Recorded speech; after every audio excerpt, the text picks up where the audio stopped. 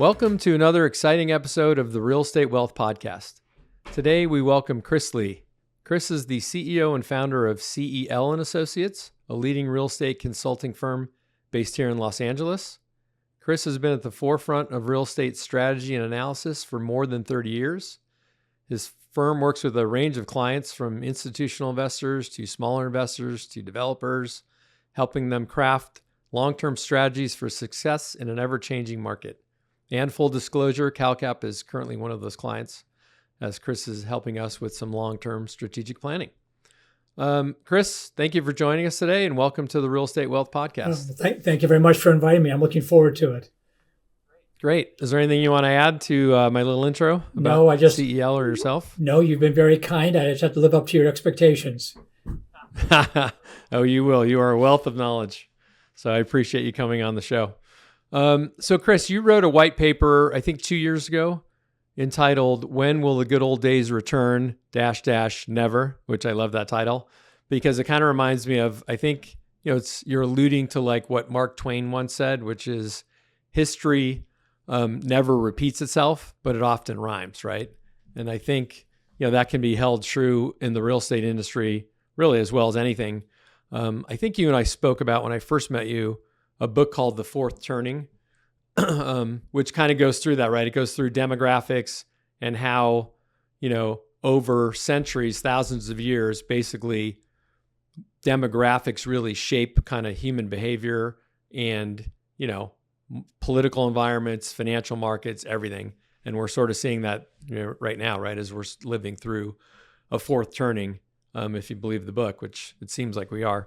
So, but getting back to real estate, where do you kind of see the real estate market today? I mean, there's been a lot of changes, even since you wrote the white paper in 2022, right? With the massive increase in interest rates. How do you kind of view the market today? And where do you think things in the short term, where do you see things going in commercial real estate? And specifically, since we're multifamily investors in the multifamily market?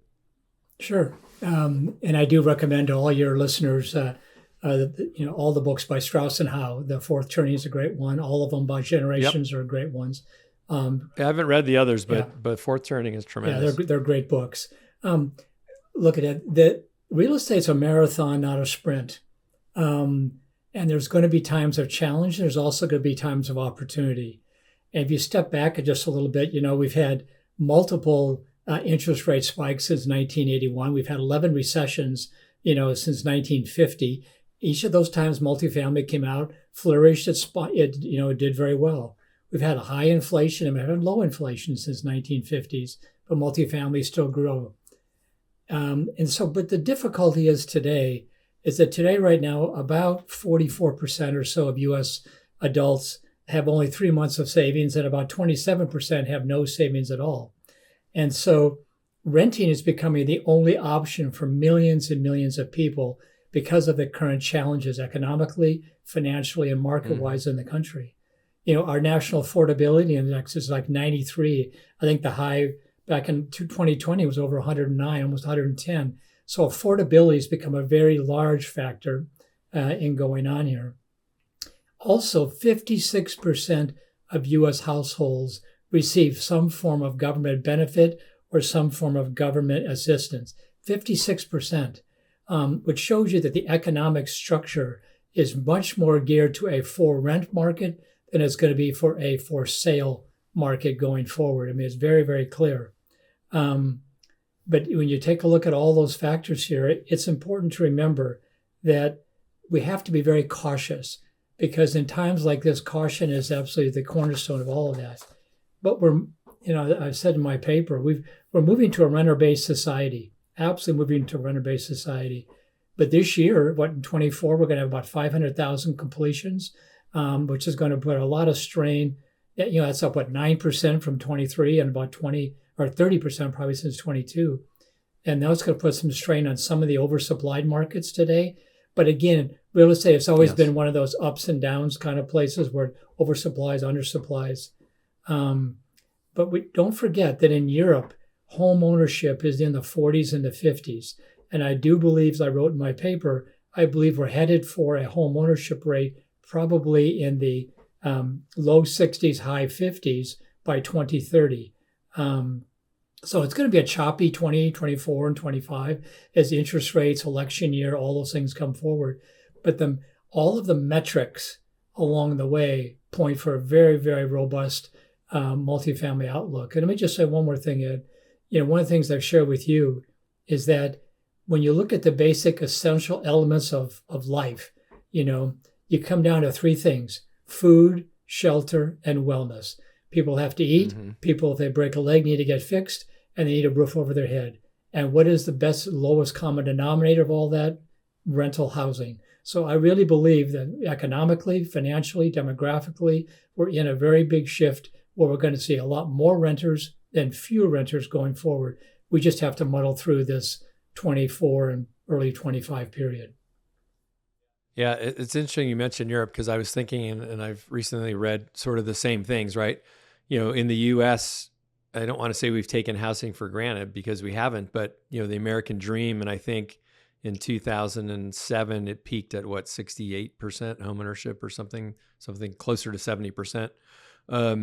But you're right, the rest of the world is nowhere near those numbers, right? And I think one of the lessons coming out of the Great Recession was, well, maybe homeownership isn't for everyone because of the mortgage bust, of course, back then, right? And giving 80-20 loans, nothing down loans to people that weren't financially, capable of handling it.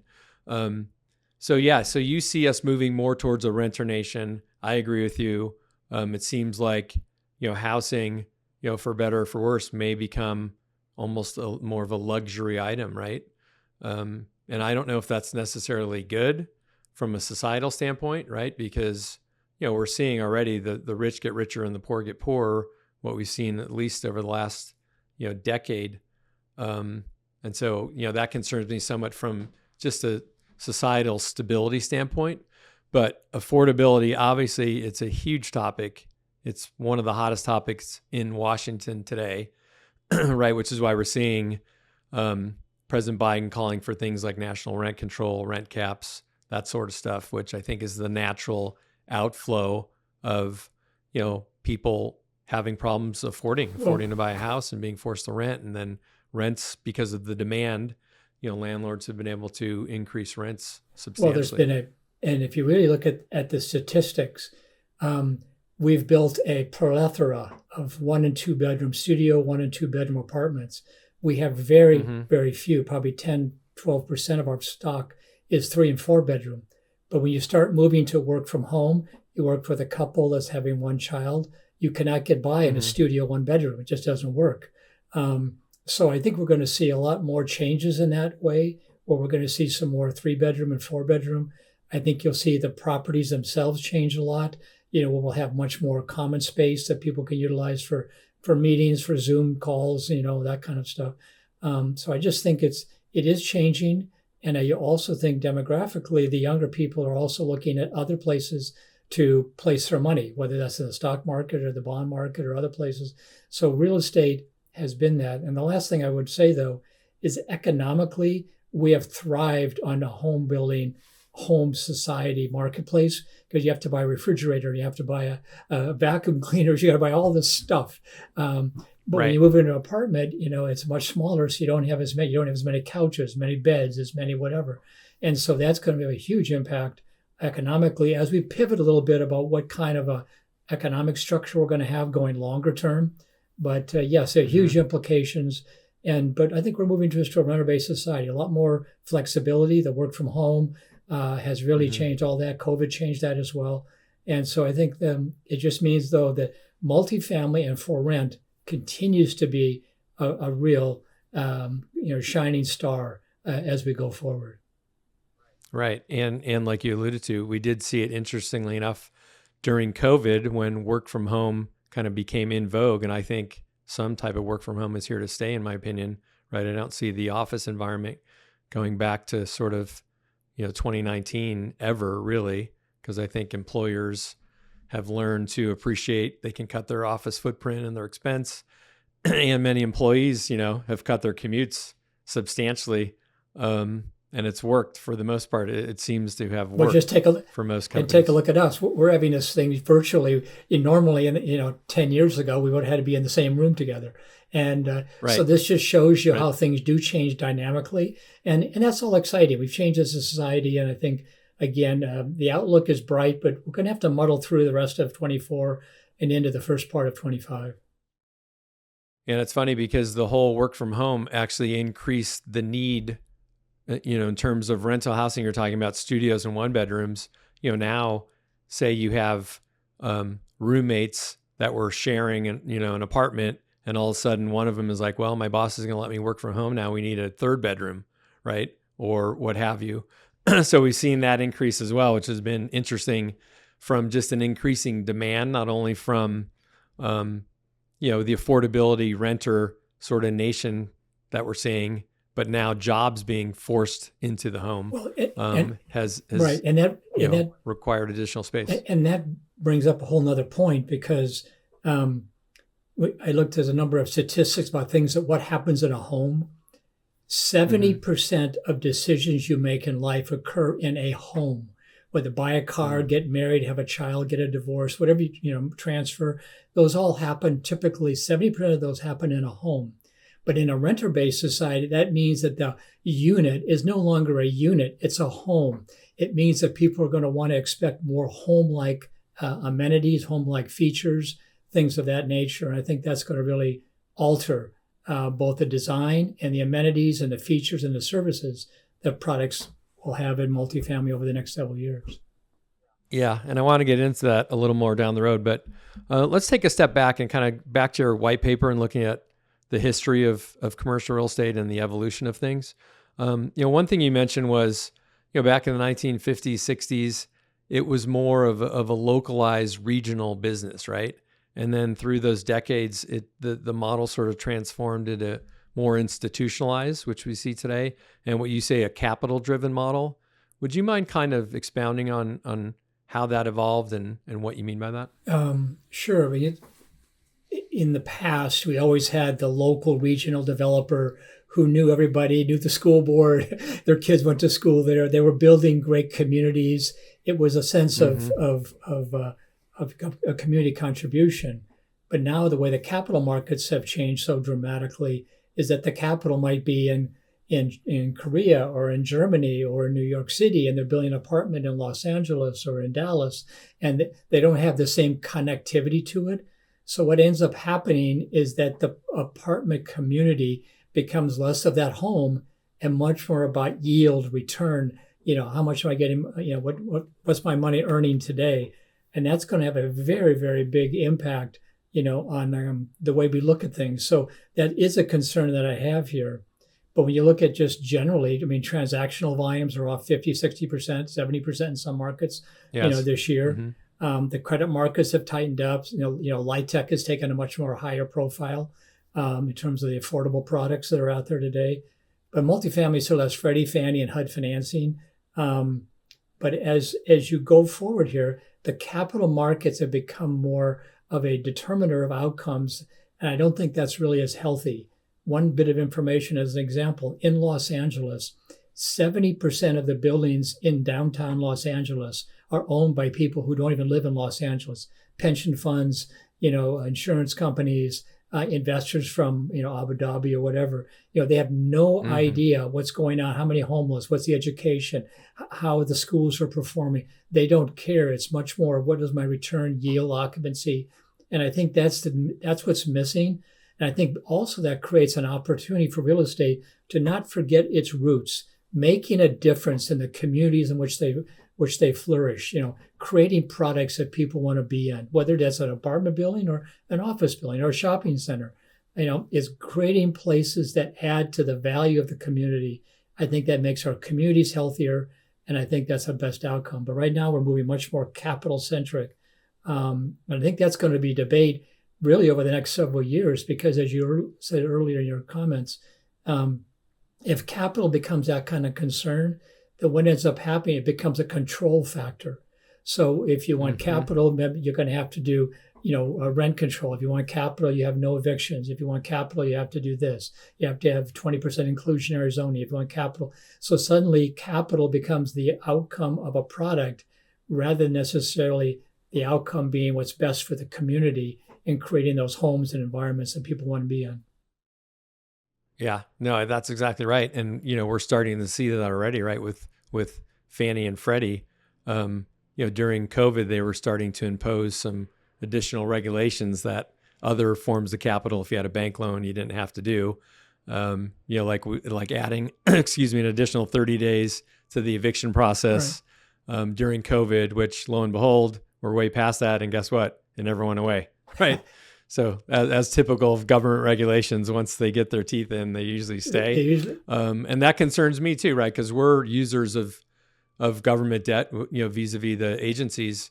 And you're right. I mean, we're seeing now with, talk of rent control, rent caps, the way for the government to sort of implement that stuff, the easiest way for them to do and also is through the capital. You also have to add in ESG to that as well.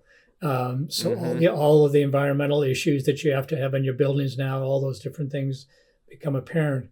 But there's also sort of a little bit of a shining light. I think all of this hubris over AI, as an example, I think that AI is not, there's a lot of money out there chasing AI that's not getting a good return. I think that's going to come back into real estate. I would really watch for a real influx of private equity over the next 3 or 4 or 5 years as people get over the exuberance of an AI platform and get back into core assets, that I think are going to make a lot of money. So I do think we're going to be the beneficiary, but it's going to be with some degree of controls, and we just have to be very careful. So that, when I wrote about that several years ago, I was concerned about that going forward. And unfortunately, capital has taken hold. As well as I, every time you go to a meeting, okay, so how is that asset performing? What's the rent? What's the occupancy? How are we driving rents? How are we driving this? And which is great from an investor perspective, but I don't want us to lose sight that, a residence is a home, a unit is a home, it's a place, an apartment community is a community. It's not just a series of detached people living in detached units with the detached connectivity to society. It's just not the way. Right. It's part of a neighborhood with its own cultures and customs, and it's very different. And I know you preach, and we do too, that real estate is a localized phenomena. I mean, you need boots on the ground, even though you can do it nationally or internationally. It's so important to have boots on the ground for those reasons in specific markets, because it's in order to really understand. I mean, you go to places in Texas like at Houston or even Dallas. I mean, neighborhood to neighborhood, even sometimes street by street, things can differ so greatly where only, someone with local insider knowledge can really understand the nuances of some of these markets. And what you're seeing statistically is that there is a building of brand loyalty, so that someone who really provides that great level of service in the community, and there people go say, oh yeah, those folks are great. I want to rent from them. Or they got another apartment, I want to rent from them. It's very catalytic. So I think it's a real benefit. I just don't want us to lose sight that we need capital, but let's not lose sight that we are creating homes and places where people live. And we've got to have a proper balance along the way. And one thing, Chris, my partners and I were talking about the other day, it seems like even when we started CalCap 16 years ago, you would see sort of a differentiation in cap rates from, region to region, state to state, where now, and I think it's because of the homogenization of capital, maybe, where that's really tightened up, right? Like in the old days, a building in Los Angeles might trade for 100, 150, maybe 200 basis points less than like rural Texas, as an example. But it seems like those spreads have really tightened up as a result of everyone sort of borrows from the same places and gets the same cost of capital, right? Do you think that's the factor there? I do, but I also will tell you that within the next 10 years, we're going to end up with many of the accounting firms or law firms in this world and in this country becoming certified underwriters, which will commoditize the transaction volume. In other words, so no matter where your money is, if it was underwritten by KPMG or underwritten by, PwC or someone like that, you'd say, yeah, it's fine. I don't have to see the asset. I can just buy the asset. And so I think that commoditization is going to occur much more because capital is so global and it moves around so quickly.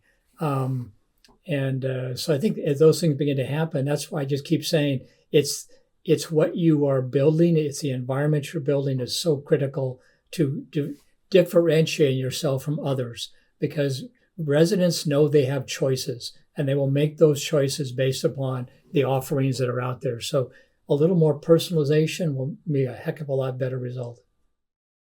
Right, because I think, and you and I have talked about this in the past, it seems like what you're speaking of, and especially if the KPMGs become involved as the underwriter and people just sort of rely on them, almost like a triple net leased investment, right? Where it's like, I don't even have to see it. I'm looking at the numbers.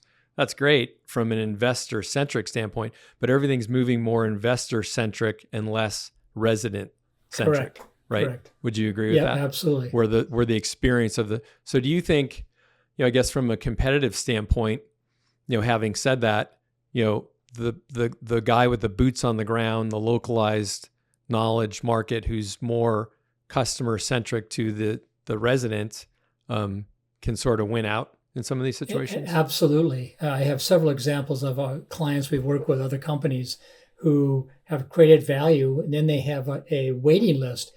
When are you going to do your next apartment complex? They have 5,000 names of people that I want to get there because I know the values, I know the way you build the buildings, I know how you service the residents, I know how you take care of business, and I know how you contribute back to the community.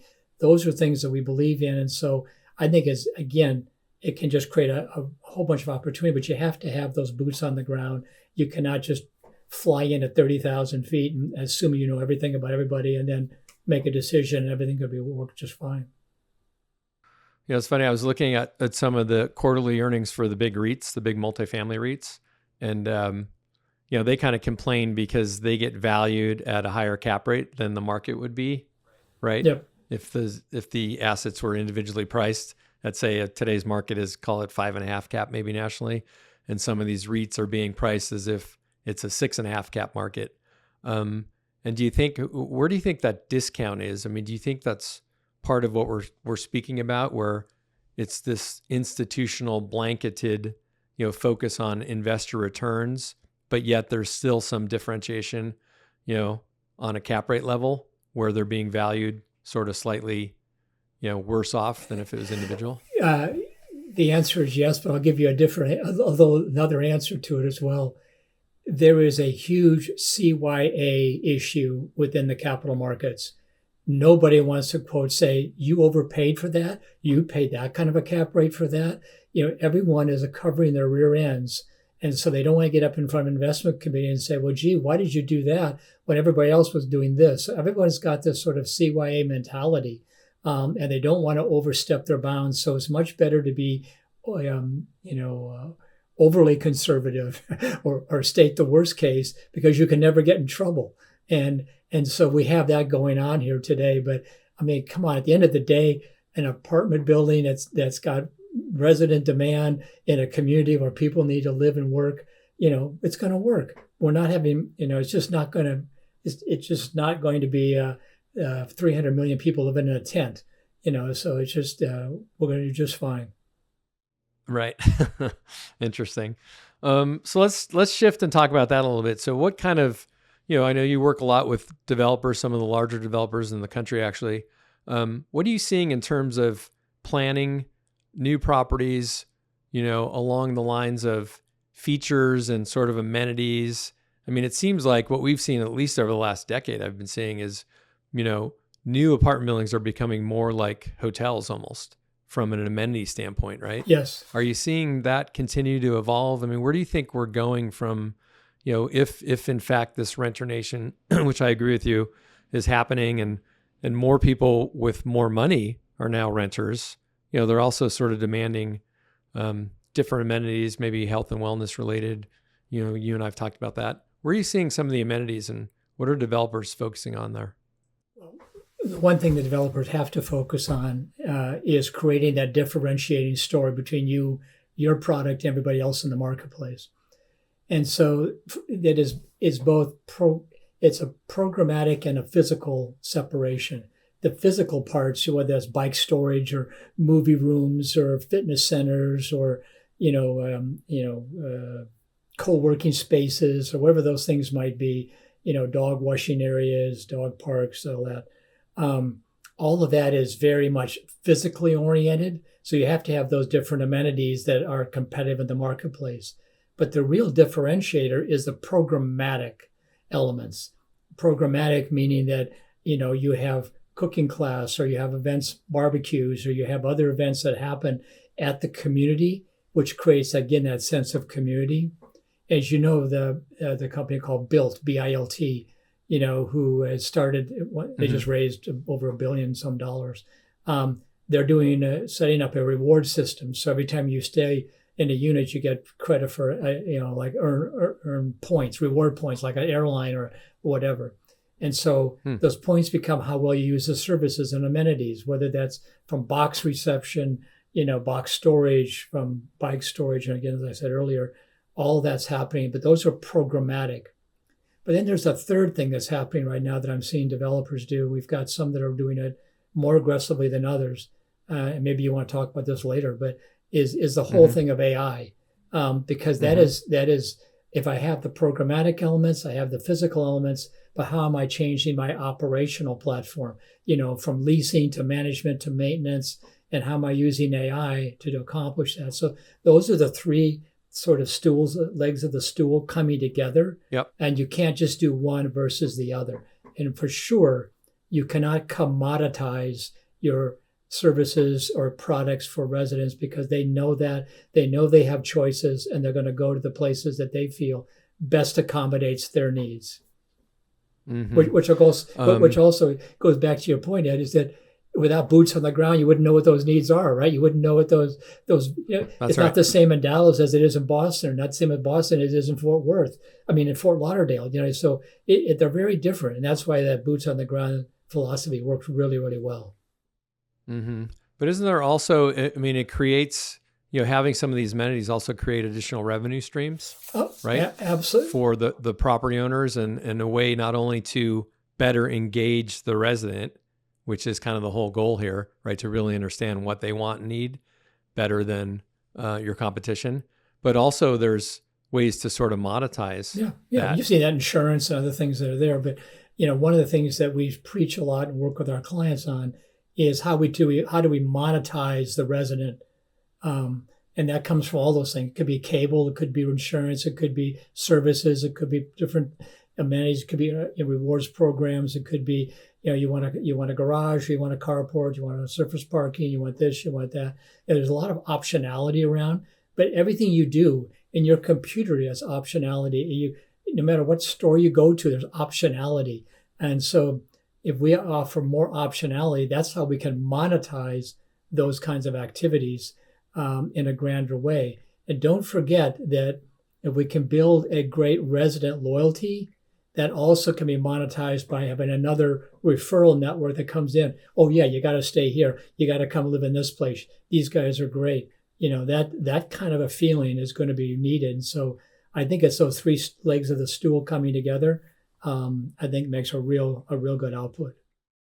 And then it sounds like as part of just the overall company branding strategy, right? Where it's like you create the name, you create the experience, and the tenants will then naturally want to move to another property that you own or manage, or refer people, friends and family, right? Key, to get the same experience. Yeah, the key word is a valued experience, a valued relationship. Is I value what you're providing to me. It's not just a litany of 25 things I do, but how do I value those? So that's why being in touch with your residents allows you to do that in a better way. Okay, so let's shift gears now and go back to sort of some of the AI stuff that we talked about and you mentioned earlier, because to me, that's, a lot of things we're talking about is, I guess, high touch experience, right? And where, now AI is going to just the opposite of a low touch experience, which some people also want. So let's talk about kind of, you talked in your white papers a lot about PropTech. It's evolving very quickly, right? From smart home features, virtual tours we're hearing about now, and a lot of just the AI driven models. So what are you seeing in that regard? And And how does that relate to your earlier comment about AI? Well, the PropTech industry is about a $41 billion industry today. And by 2030 or so, it may end up being about 90 billion or $100 billion. It's a very big industry. But what happens here in PropTech, and that's a little bit, you have both leasing, maintenance, property management, those kind of things. Then you also have the resident interaction. If you take a look at the from an operational perspective, I've been in a lot of meetings with AI folks and other apartment owners and developers. And they're looking at 20 to 30% savings operationally.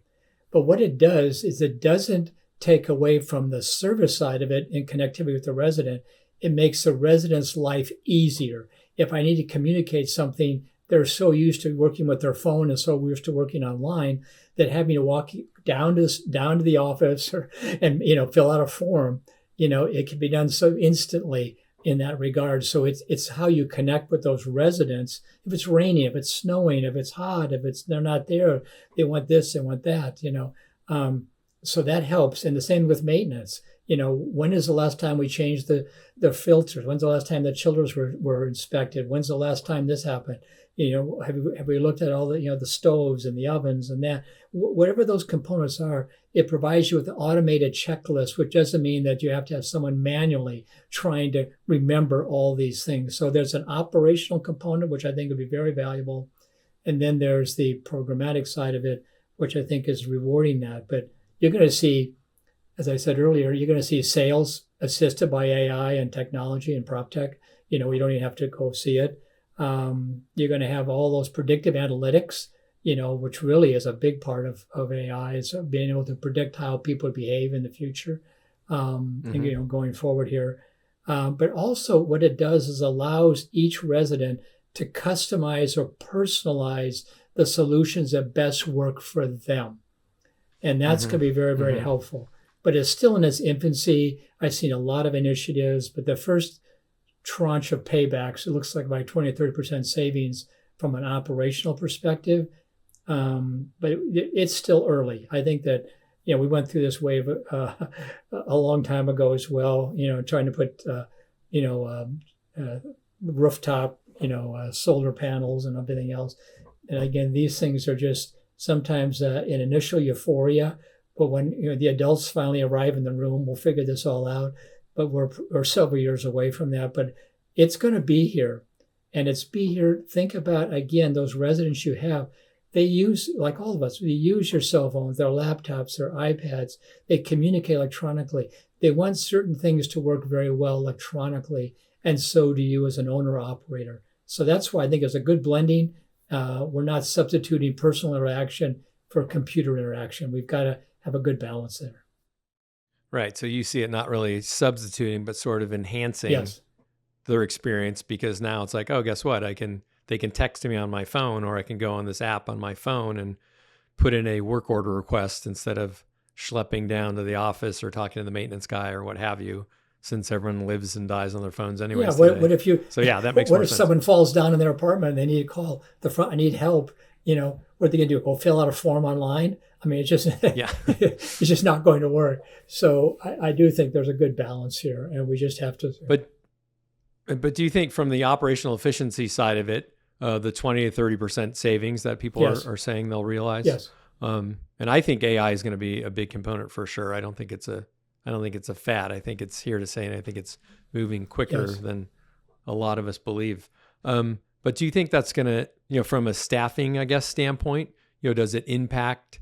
I mean, if you have 6 on-site people today, do you think with technology and AI, does that get reduced to 4 on-site people? Because now leasing can be virtual or something like that? Well, yes, it'll reduce, just like maintenance. Maybe I have a roving maintenance person versus an on-site maintenance person, and the same thing could happen for leasing. There's a industry word called design day staffing, and they use it in hotels, casinos, and many other places. And apartments have to go that way as well, where... Can you explain that? It's called design day staffing.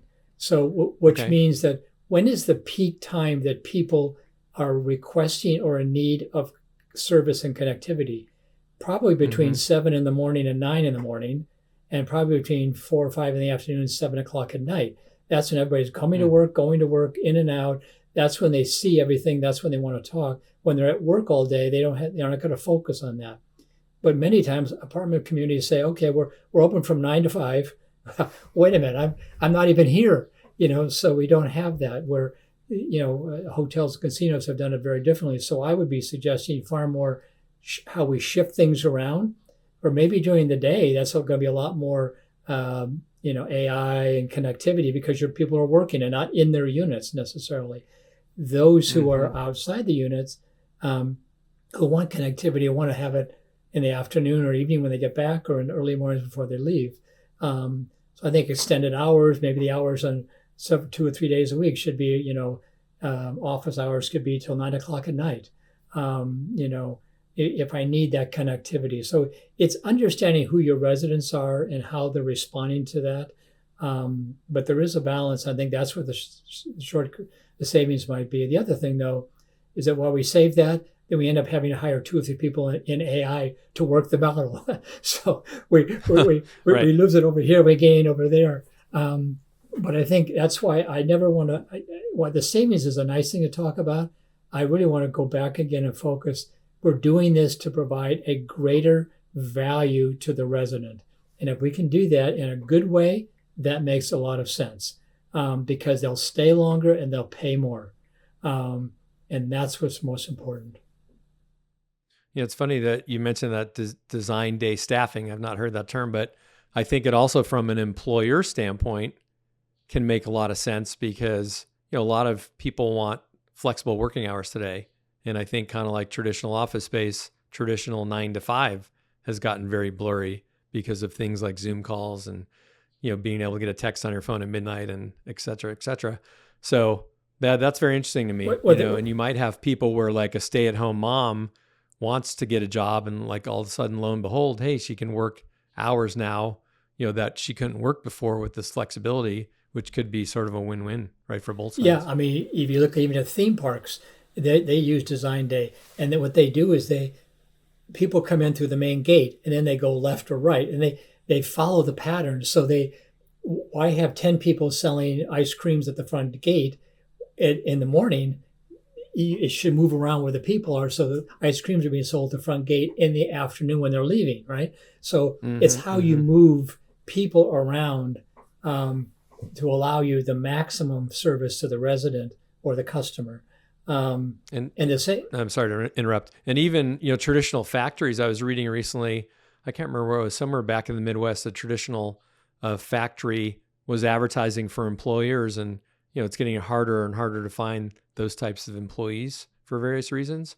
But then they went to this flexible model where they had these off time work hours, not traditional, 8 to 5 or 9 to 5. And lo and behold, like, their applications tripled when they started advertising for a more flexible workforce, which I thought was really interesting. That's a whole nother topic for another session. But how do you get accountability and performance or productivity from work from home and that? But that's why we're in this sort of period of transition. That's why I said we're not going back to normal. It's a new normal. It's a new thing. Yep. And we're learning all the way along the way here. But back to the AI from a predictive analytics standpoint, which I agree with you, it's going to go there. I mean, doesn't that kind of further commoditize the investment from that standpoint? If you use only data for data's sake, yes. If you use data to say, gee, what does that tell me about the services and the things that I need to do to build a relationship with my residents so that they stay longer and pay more? When you're, as you know, the higher level of satisfaction one has, the longer the loyalty will be, right? Yes. And so we want to build that up so that if we increase rents $50, yeah, but come on, they give us 1,000 more. They're always available. They get this, I got that, I got this. You see, all these things come into bear because it's personalized at that point. And so I just think it's going to be a balance. But it will, predictive analytics, if we use it properly, will help us find the right locations. It'll help us find the right properties, the right products. It will help us in well, who are the renters going to be? Are they going to be a 55 plus? Are they going to be, university students? Or how is it going to work? And what are those behaviors likely to be? And how do we make a product that really services them based upon their changes in life? That's when you started to begin this interview, this conversation about the fourth turning and Strauss and Howe's books on that.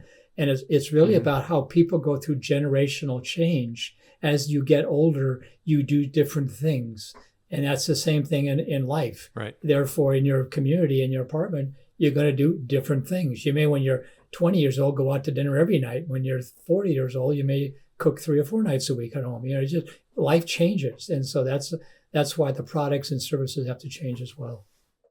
Mm-hmm. Yeah, I agree with you. Can we talk a little bit about current economic times and Sure. interest rates have spiked up, pretty dramatically, right? I mean, when I first got in this business, I was in the mortgage side of the business, 1994, when I moved up here to Pasadena, and basically rates went down from that time until 2 years ago, right? Almost my entire career. And now for the first time, we're facing headwinds in the industry. So we have, rates that have popped up a couple hundred basis points. The new supply that you spoke about earlier, right? I think there's been 1 million new units delivered over the last couple of years. So those two confluences at the same time have put a strain on multifamily. Yes. And then COVID really threw kind of a weird twist into it because, we saw an artificial sort of spike in prices, right? When COVID hit, I remember looking at it going, oh my gosh, it's going to be 2008 scenario again, I think. And then lo and behold, prices went the other way and they doubled, right? Over like a 2-year period. And a lot of people got caught up in that frenzy. Fortunately, we did not. Overpaid for properties at the peak, 21, 22, over leveraged. Now they're going to be in trouble, although we haven't seen a ton of distress now. Seems like we're starting to see a little bit. I just read about some discounted loan sales happening from one of the big bridge lenders. We think Arbor is going to have their difficulties. They were very, very aggressive during that time frame.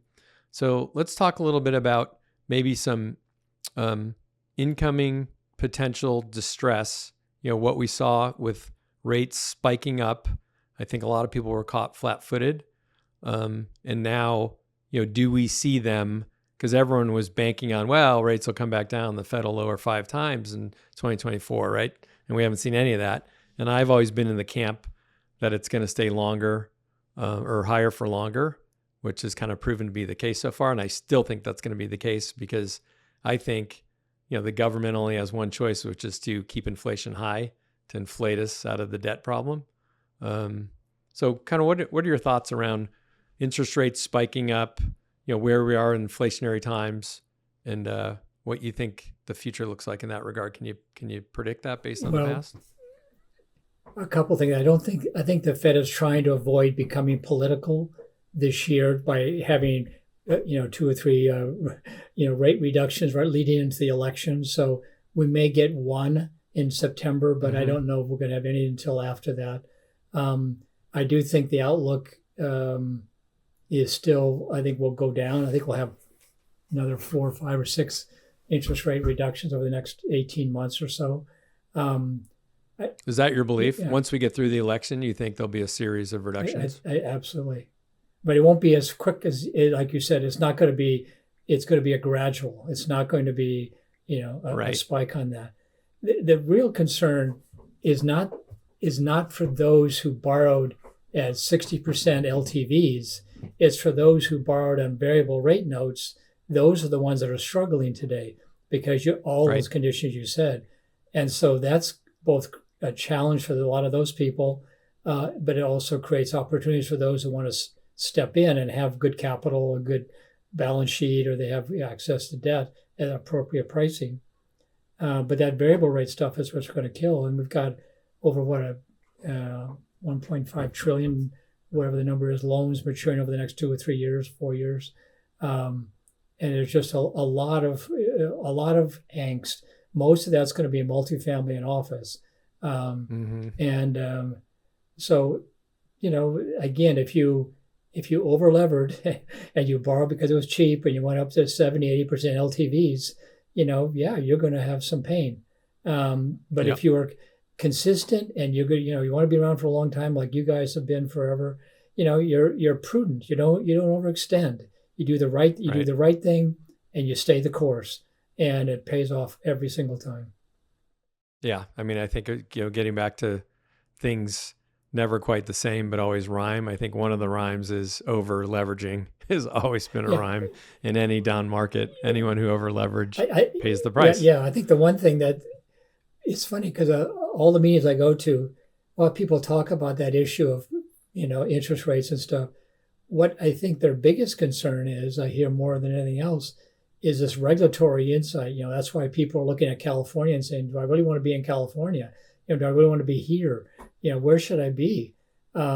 Because of the increasing government intrusion from entitlements and permitting and everything else you've mentioned earlier. So I hear a balance between, well, you have a cost of capital, but then I got this sort of regulatory environment too. So maybe I can deal with the cost of capital, but if I'm combined with a regulatory environment that costs me more money to build, run, and service these properties, and oh, by the way, I got the regulatory, that is not always a prescription for success. Right. Okay, Chris, I think we're kind of bumping up on time here. So maybe kind of a last question. As you mentioned, we're in a political year right now, and these are crazier times than ever, than at least ever I can remember. How do you see things playing out of curiosity?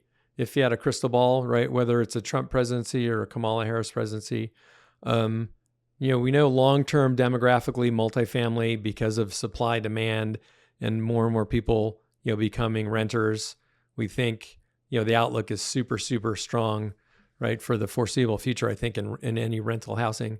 But how do you think things play out depending on what happens with the election this year? I think if Trump wins, it's much more favorable to real estate. If Harris wins, it's going to be a lot less favorable to real estate. And you've already seen it. I would not be surprised to see national rent control, if you want to use Freddie, Fannie, federal monies, anything FDI insured, then you're going to have to adhere to inclusionary zoning, rent control, eviction moratoriums. I mean, that I think is more like, and you've seen the proposals that Biden put on there recently, and Harris supported. So I think it's much more negative if Harris and company get elected, but it's a lot more favorable if Trump gets elected, at least in terms of where we're going. But at the end of the day, if you peel back all this, noise in the marketplace here, I just wish sometimes we always get what's best for the Americans, what's best for our communities. Yeah. Yes. And we need to focus on that because there's no lack of people, like your firm, CalCap, or anybody else. We can solve these problems. We just need for government to get out of the way, and we can get this stuff done really, really well. That's exactly right. Yes, I totally agree with you on that. I'm always saying that, just leave us alone. We can do better. Free markets do better when they can operate freely, right? Exactly. Anytime government gets involved, it seems to get screwed up and much worse. It's practical solutions, not political solutions, and I think that always works. Yeah.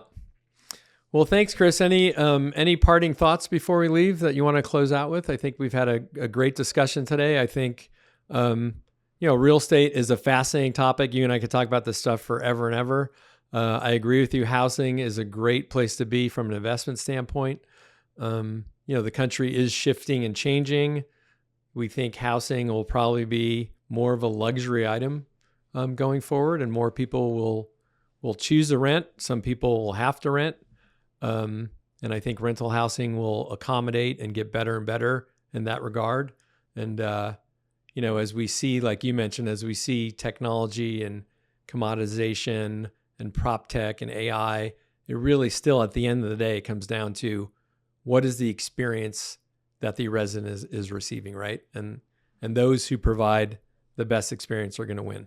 Yeah, my last comment to all those listening on this podcast is that we are defining what that new normal is. And you cannot go back to the past. You cannot say, well, I've done this for 20 years this way. I'm going to stay the course. That's you're heading toward a wall. So it's really about thinking longer term about where things are going and creating those strategies and approaches that make good sense for all the listeners on this podcast. So again, Ed, I thank you for the opportunity, and this hour goes by so quickly. So thank you again. I know. Thank you, Chris. Yeah, I think it was great. All right. Appreciate it. Take care.